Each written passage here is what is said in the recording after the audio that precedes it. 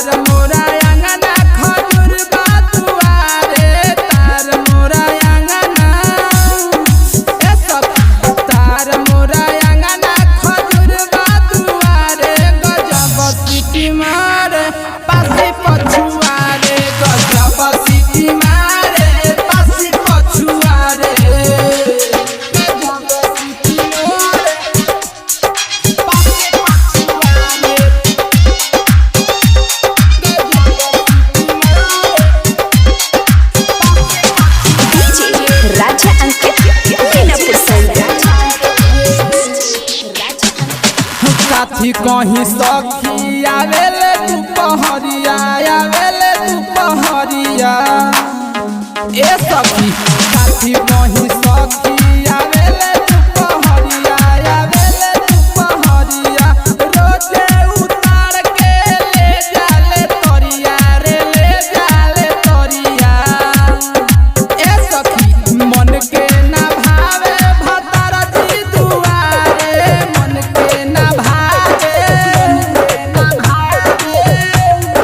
मन के ना भावे भतार जी दुआरे गजब सीटी मारे पासी पछुआरे गजब सीटी मारे पासी पछुआरे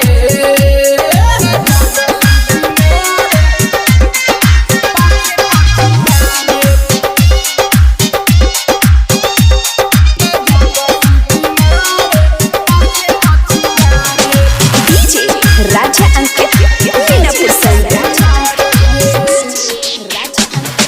राइटर बबलू आवेला रोज घरे आवेला रोज घरे ए सखी राइटर बबलू आवेला रोज घरे रे आवे रोज घरे अंदाज अर्जुन के देखिए के जरे रे देखिए के जरे